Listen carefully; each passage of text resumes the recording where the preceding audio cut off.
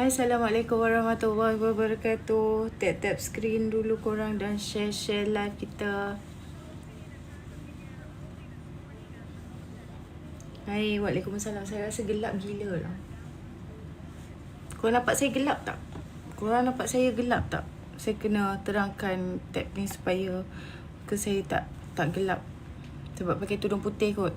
Jalan terus. Hai, Assalamualaikum warahmatullahi. Rata-rata saya tengok di social media puak-puak walau ni dan puak-puak Perikatan Nasional dia dia katakan bahawa Datuk Seri Anwar Ibrahim tak ada komen, tak ada kata apa-apa pun berkenaan dengan perang Palestin dan juga Israel kan. Dan sebenarnya Datuk Seri Anwar Ibrahim dah hentam kezaliman rejim Zionis menindas Palestin, dan kita nampak itu pun ada lagi yang fitnah PMX ni ejen Mossad katanya dan sebagainya lah. Di dalam aplikasi X, Datuk Seri Anwar mengatakan masyarakat antarabangsa ni berterusan mengambil tindakan berat sebelah terkait dalam segala bentuk kekejaman dan penindasan terhadap rakyat Palestin selama berpuluh tahun. Rampasan tanah dan harta milik rakyat Palestin dirampas oleh puak Zionis ni. Dan kalau kita lihat dan ucapan Datuk Seri Anwar Ibrahim di UNGA, di PBB tu sendiri, dipercayai membuatkan dunia terkagum-kagum, betul tak? Tak ada siapa yang mampu menafikan penampilan sulung Datuk Seri Anwar Ibrahim di PBB. Perhimpunan Agung tu telah menggamatkan dunia lah. Dan yang paling ketara adalah bila dia tegas berani memalukan negara Israel dengan menyifatkan penguasaan rejim di Palestin itu perlu dinoktahkan. Dan ini di hadapan muka Perdana Menteri Israel sendiri. PMX mendakwa mereka telah merampas tanah dengan pembinaan lebih banyak lagi penempatan haram yang mencabuli hak undang-undang antarabangsa dan pencabulan hak asasi rakyat Palestin itu sendiri. Dan dia pelilah PBB secara direct atas wawasan yang sudah berkecai, sebab PMX sendiri bergesa seluruh dunia supaya lebih berperanan dan bertanggungjawab ke arah mewujudkan dunia yang lebih baik untuk hari yang akan datang kan, masa dekat PBB hari tu. Tapi diorang masih lagi buat pekak berkenaan dengan apa yang diucapkan oleh Datuk Seri Anwar Ibrahim di PBB oleh PMX. Dan hari ini secara tegasnya Malaysia kekal bersolidariti dengan Palestin. Malaysia menyuarakan kebimbangan yang mendalam berhubung dengan pertempuran yang semakin meningkat di sekitar Semenanjung Gaza ni, dan menekankan keperluan untuk menghentikan segera kehilangan nyawa, penderitaan dan juga kemusnahan lah. Dan Perdana Menteri kita Datuk Seri Anwar Ibrahim berikrar Malaysia kekal bersolidariti dalam perjuangan rakyat Palestin. Dia kata masyarakat antarabangsa berterusan berat sebelah bila kali ini saja mereka diserang dahulu kan, dan selama berpuluh tahun tak ada pun yang nak bersolidariti terhadap rakyat Palestin tu sendirilah. Jadi tak sepatutnya layanan tak sama rata dan kepura-puraan oleh mereka ni terang-terangan sebelum ni melanggar hak asasi manusia kan. Jadi walaun ni dan walaun dia mainkan isu berkenaan dengan Datuk Seri Anwar tak kata apa-apa, kononnya berpihak kepada Israel, itu tidak benar lah kan. Dan surat penghargaan Presiden Palestin Mahmud Abbas kepada PMX atas ucapan beliau membawa isu Palestin di PBB itu sendiri adalah satu bukti bahawa Datuk Seri Anwar Ibrahim adalah seorang pejuang yang menghargai dan juga berjuang dalam membebaskan rakyat Palestin itu sendiri. Dan surat penghargaan itu, selain surat ni, PMX duduk digelar Sukarno Besar oleh rakyat Indonesia, satu penghormatan yang luar biasa. Jadi mereka ni di luar negara lebih bisa, saya rasa bisa membezakan mana intan dan mana kaca lah. Kan berbeza dengan puak-puak walaun tu sendiri pada pandangan saya. Jadi itulah dan pada saya Datuk Seri Anwar Ibrahim berani kata sendiri di depan Presiden Israel semasa itu adalah satu tindakan yang luar biasa. Okey, hari ini pula tular berkenaan dengan PLKN Madani. Dan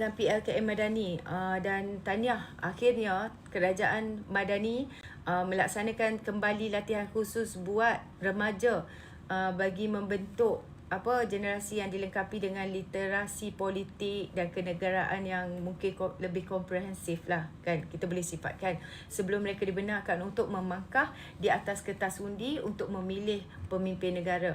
Dah tentulah pendekatan ni kalau kita dapat lihat, walaupun dengan format yang berbeza adalah satu bad news lah saya rasa kepada pembangkang. Kenapa saya kata bad news? Khususnya kepada PAS, sebab selama ni kebergantungan mereka untuk menang pilihan raya diletakkan ke atas kejahilan pengundi-pengundi muda. Lagi jahil pengundi tu lebih baik untuk mereka. Lagi mereka ni tak tahu berkenaan dengan perkembangan politik, berkenaan dengan pembangunan, berkenaan dengan hak asasi rakyat dan sebagainya, lebih baik. Jadi bila pengundi sudah faham sebenarnya apa tujuan mengundi itu, kita nak pilih pemimpin yang bagaimana, kan, dan mengundi ini adalah proses untuk memilih pemimpin yang bahkan membawa negara kepada kemajuan, untuk mantapkan ekonomi, untuk beri hak rakyat dan sebagainya, supaya kita ni hidup aman makmur, kan. Maka saya rasa peluang PAS dan Bersatu semakin tipis lah untuk membodohkan rakyat dan menjadikan misi mereka ni semakin sukar. Thank you Ahmad Sofian. Thank you Lina Kasih. Jadi fitnah dan propaganda tak dapat lagi ditelan bulat-bulat oleh budak-budak mengundi 18 tahun seperti sebelum ni. Dan andai kata dalam masa 4 tahun sebelum PRU16, kalau berjaya kita bentuk anak muda yang berinformasi, yang bersemangat kenegaraan, kan, insya-Allah saya rasa PN ini, Perikatan Nasional, akan bungkuslah pada PRU16 nanti. Dengan peluang nak curi duit rakyat sudah tertutup, yang buat fitnah pun banyak dah kena kutip. Pemimpin curi duit jana bawah meja mungkin akan ke penjara. Menantu yang lari pun dapat dibawa balik. Yang hina raja pun mungkin kena 5 tahun di Sungai Buloh. Dan atuk saka penyamun negara pun mungkin boleh bawa balik duit yang dia sakau di luar negara itu dan kepada negara kita Malaysia. Dan anak muda khususnya lebih faham tanggungjawab sebagai warga negara dan sebagai pemilih dan sebagai pengundi. Jadi apa lagi yang mereka boleh buat? Kalau nak berasuah lagi dah tak ada orang nak bagi dana dekat dia, kan. Kalau nak rasuah itu sedekah, dah tak ada orang nak bagi dana dekat dia dah. Tokek judi pun tak berani nak merasuah lagi dah, kan. Jadi kerajaan bersetuju untuk meneruskan program latihan khidmat negara 3.0 tu dengan kaedah yang berbeza. Kaedah kali ini adalah latihan kem tentera. Thank you Otai Larut. Dan Menteri Pertahanan Tok Mat kata sebanyak 13 kem tentera wataniah dengan kapasitinya seramai 20,000 pelatih diguna untuk latihan selama 45 hari nanti. Thank you Dr. Haji. Dan satu kawasan kuasa juga dikata akan ditubuhkan oleh MINDEF untuk kaji cara bagaimana kita nak hidupkan semula PLKN ni, kan, dengan acuan ataupun template baru PLKN yang kita akan lakukan di banyak kem tentera nantilah. Thank you Dediko. Jadi kita mahu kali ni supaya kerajaan tak belanja banyak, sebab kita macam dulu sewa tempat dan fasiliti itu sendiri, kan, supaya dapat beri balik pulangan baik untuk jadikan ini adalah satu modal insan untuk generasi baru. Dan PLKN sebelum ni dimasukkan oleh pentadbiran kanan Pakatan Harapan pada 2018. Masa tu Syed Saddiq merupakan Menteri Belia dan Sukan, dan dia antara individu yang bertanggungjawab terhadap pemansuhan PLKN itu sendiri.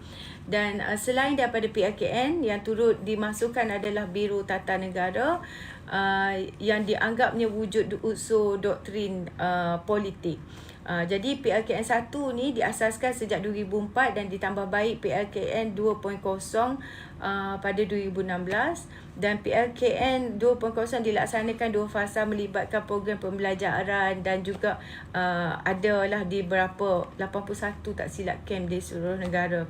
Dan Syed Saddiq pernah menyatakan bahawa dia tidak menyesal untuk memasukkan PLKN ni, sebaliknya menegaskan tak ada keperluan untuk menubuhkannya semula.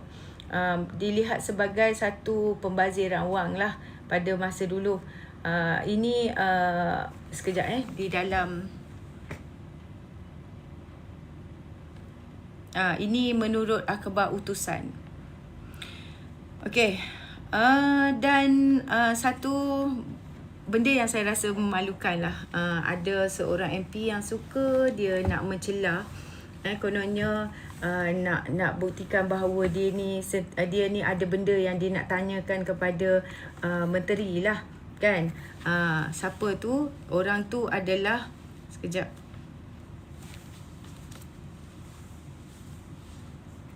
diharap Menteri Besar. Ketereh. Ketereh ni dia tanyakan soalan yang tak relevan lah. Dia tanya apa? Dia tanya, kalaulah dia kata apa jadi kepada kem-kem PLKN yang dibina oleh kerajaan sebelum ni? Adakah itu bukankah itu satu pembaziran? Jadi dia tak tahu sebenarnya kem-kem PLKN yang sebelum ni disewa oleh pihak swasta, disewa dengan pihak swasta. Kerajaan sewa. Pihak menyewa, pihak penyewa ini diberikan syarat untuk sediakan semua kemudahan fizikal camp. Kerajaan hanya sewa sahaja. Maknanya dia yang menyediakan segala termasuklah kelengkapan, catering, kan, tempat makan, penginapan dan sebagainya lah. Dan kerajaan hanya sewa saja dan hanya berbelanja untuk pengisian program. Belanja untuk pelaksanaan program sahaja. Saya tak tahulah sewa tu berapa, kan. Mungkin premis itu disewa lah, senang cerita. So macam mana boleh dia ni pencet dalam askar pun aku tak tahulah, kan. Dia sampai tak faham macam tu sekali. Katanya general, bersara. Dan yalah, mungkin dia tak boleh nak fikir kot macam mana kerajaan masa tu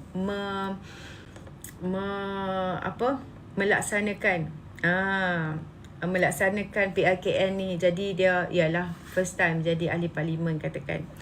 Dan PLKN ni telah diperkenalkan semula dan rata-rata ada juga yang tak bersetuju, beranggapan kerajaan kena fokus menangani isu kenaikan harga barang, dan dia kata pelaksanaan PLKN ni membazir lah dan sebagainya. Okey, sebenarnya negara tak bergerak hanya berkisarkan harga barangan saja, tak berkisar berkenaan dengan inflasi semata-mata ataupun OPR ataupun ekonomi semata-mata. Modal insan juga adalah isu penting yang kita ni tak nampak. Kita selalu membicarakan apa nak jadi dengan anak muda kita ni, kan, yang merempit, kurang budi bahasa, tak ada semangat negarawan dan sebagainya, kan. Jadi ini yang kita tak nampak ataupun memang buat-buat tak nampak. Yang mereka ni isu gejala sosial, masalah gejala sosial yang meningkat saban tahun dan peratusannya meningkat dengan pengambilan dadah, masalah macam-macam lah, kan, mengandung di luar nikah dan sebagainya. Dan perumpamaannya macam naik basikal lah. Kalau kita fokus hanya pada kayuhan semata-mata, tak payah fokus untuk bagaimana nak kawal handle basikal tu, kerana beranggapan basikal ni kena kayuh saja asalkan sampai. Kalau kayuh saja yang dia tak pegang, jatuhlah kita. Jadi kita semua kena pelbagaikan. Kita kena didik anak muda tu sendiri bagaimana mereka ni untuk lebih suka berfikir, berinformasi kan. Thank you Fikir. Okey, boleh kalau cuba nak naik, nak kongsikan apa-apa, silakan. Saya tak nak berbebel lama-lama dan seorang-seorang. Dan itulah. Jadi dah tentu pendekatan ni walaupun format dia berbeza adalah saya rasa satu bad news lah. Saya ulang balik, bad news kepada pembangkang. Sebab anda masa 4 tahun sebelum PRU16, anak muda dah bijak, dah cerdik, dia dah diberi jati diri, setia kepada negara tu lebih penting daripada setia pada parti. Dan dia sebenarnya saya dengar cerita dalam PAS pun dah ada program ni dulu. Program seperti ini, yang seperti PLKN ni lah. Dan saya menyokong penuh lah program seperti ini diadakan semula dengan latihan kamp tentera. Sebenarnya negara luar dah banyak buat dah. Dan modul latihannya 90% ketenteraan, 10% kenegaraan, bina belia yang berkualiti. Itu fokusnya. Okey, silakan kalau nak naik, silakan. Saya tak ada nak bebel banyak sangat.